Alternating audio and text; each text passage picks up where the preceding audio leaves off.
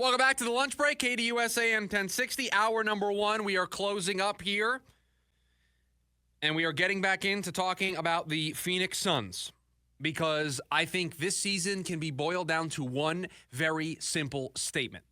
Kevin Durant needs to be healthy.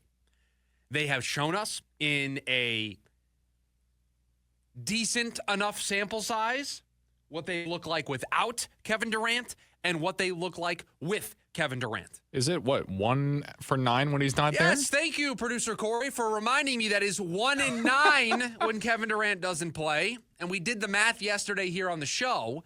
It's like 11 and 2. 11 and 1 repeating. Okay, when he plays. But 1 in 9 when he doesn't play. That's how important he has been to this team. So if it's that simple, if that's the statement that applies to this team for this season, then let's not do the back and forth of how do they get through this game without. Let's just cut to the chase.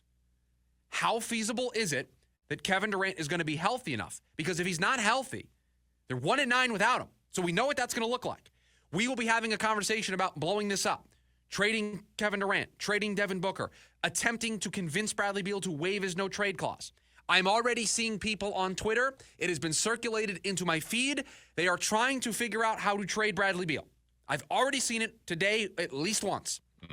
So that's where we'll be if Kevin Durant isn't healthy. He's going to get reevaluated tomorrow. We will see if he only misses the 3 games. But let's do a fact-based analysis right now. How possible is it for Kevin Durant to stay healthy? Last year, he played in 75 games. I would classify that as healthy. Yeah, pretty good. I would classify that as Kevin Durant was healthy. Nothing that went bad for the Phoenix Suns can be directly related to Kevin Durant's availability or health. Yeah. There were other things that went wrong against the Timberwolves last year, mainly a lack of a bench, depth, the team not gelling quickly enough. A lot of other factors went into what we saw against the Timberwolves last year in the playoffs. So 75 games last year. You have to go all the way back to the 2018-19 season to find a season with that many games. He played in 78 games that year. Here's what it looks like between those 2 years. So between last year, where he played in 75 games, and 2018-19 when he played in 78 games. Didn't play at all in 19-20. Played in 35 games in 2021, played in 55 games in the 21-22 campaign, and played in 47 games in 22 and 23. Now, you may say, Chris, it's okay. He's going to be available in the postseason. That's what matters. And you would be mostly correct. You look at Kevin Durant's ability when his team makes the playoffs, he's there. Other than the injury that he picked up when he was with Golden State that forced him to miss a bunch of time, the Achilles injury, yes, he has been around in the postseason. What good does that do you if he's not available for enough games in the regular season to get you there? Because right now, this team, without him, 1 and 9, as producer Corey just brought up, 1 and 9 without him. They're the 10 seed right now in the West. He's missed 10 games. So let's take the bookends of this conversation off the table. Last year, he played in 75 games, so he missed 7 games. 2018, 2019, he missed 4 games. We'll take those two. We'll put them to the side because they're the bookends. Didn't play in all the following year. That's 82 games that he missed. The following season, he played in 35 games. That's 47 games that he missed. He played in 55 games. That's 27 games that he missed. So 47, 27, and then in 22 and 23, which is only 2 years ago, he played in 47 games. So he missed 35 games. So at least 20 games in the seasons where it kind of goes sideways for him. He's already missed 10. That's more than he missed last year. That's more than he missed in the 2018-2019 campaign. It is starting to look like this is a year like those years in the middle where it's heavy double-digit games that Kevin Durant misses. So if that's the case, and we're talking about 20, 25, 30 games that we're going to see get missed here, then we're only half, a third of the way through that. And how many does he need for MVP? It's like 60-something. Now, he would be an MVP candidate if he was able to play in enough games because of how good he is playing. That's going to be off the table because when he does come back, they're then going to have to manage this. Because if we get to a place where he's missing 47 games or playing in 47 games, playing in 55 games, playing in 35 games like he is in the middle of this bookend stretch that we've seen so far, they're not going to be a playoff team. They're not. Because you're going to have to play the rest of the Western Conference. And without Kevin Durant, I don't know if I would take you up against the rest of the teams that are above you. There are 9 teams above you in the Western Conference. 9. You wasted a historic start for your team. All because without Kevin Durant, you're a lottery team. Like you hear a lot in different teams, like, oh, it's carried by one player. But I think literally in this case, they are carried as an organization by one man, one 36-year-old man. And that was not how this thing was designed. This thing was designed to be a big 3. And I am not going to sit here and say that losing Kevin Durant is not a big deal. It is. You shouldn't have gone 0-3 the last 3 games. You should not be 1-9 when Kevin Durant is on the sidelines. He is a great player. He's a superstar player. He's 36 years old. Devin Booker and Bradley Beal are talented enough to lift up this team and win more than 1 game in the 10 games that they've played without Kevin Durant this season. Because it's not just these 3 games that they've just recently played. It is a large sample size of 10 games. Now, some of those overlap with Bradley Beal being hurt. That's fair. And if it's just Devin Booker, there's nothing that he can do. But you're telling me that Bradley Beal and Devin Booker can't win games while Kevin Durant is sidelined?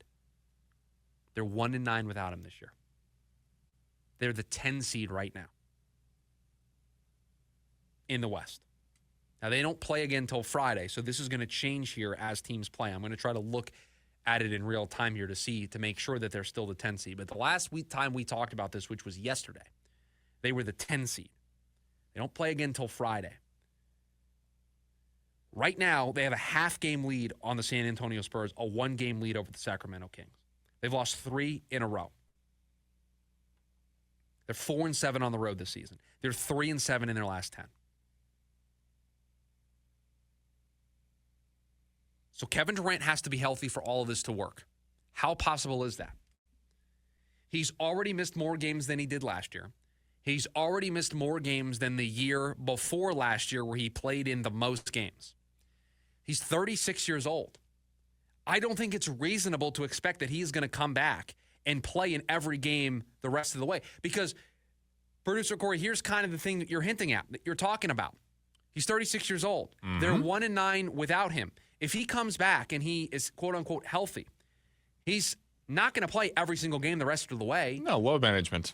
Okay, so then even though he's, quote-unquote, healthy, those games that he misses, they're 1-9 when he doesn't play. Oh, we just got to hope that Beal will deliver. So you can't give away games. You don't have that luxury anymore. You're the 10 seed. You've played 23 games. We are past the quarter mark of the season. We're getting close to halftime. You can't afford to give away games. So I'm operating best case scenario. He comes back. He misses no more games because of the injury. He comes back, and then they manage his workload the rest of the way. That's still a handful of games that he's going to miss. He's already missed 10. I would expect over the rest of the season, there's at least another 10 that he misses. So that's 20 games in total that he doesn't play. Mm-hmm. They're 1-9 in the first 10. You can't go 2-18 in games that he doesn't play. You will not survive that. So that's the backdrop for this season. And if they don't dig out of this quickly, with or without Kevin Durant, it might be time to have the serious conversations about seeing if Bradley Beal will waive his no-trade clause, like I'm seeing on Twitter today. There will be conversations about, is it time to trade Kevin Durant? Because Kevin might come back, and this thing might struggle, and they might not be able to dig themselves out of a hole. This is supposed to be a championship-caliber team. Whether or not we think it is, whether or not you think it is, this team is built.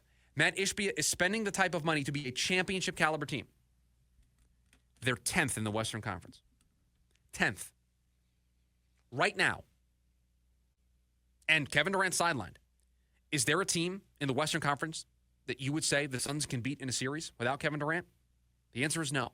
With Kevin Durant, it's a different story. But now, they have put themselves in the untenable position of needing to dig out of this hole. So when Kevin Durant comes back, there's going to be some pressure. There's going to be some urgency to this to try to turn things around. So I think step one is we got to hope to get good news this week on Kevin Durant, that he can return against Utah. It seems like that is on the table. It seems like it is possible for Kevin Durant to return for that game. It appears as if Yusuf Nurkic could also be returning.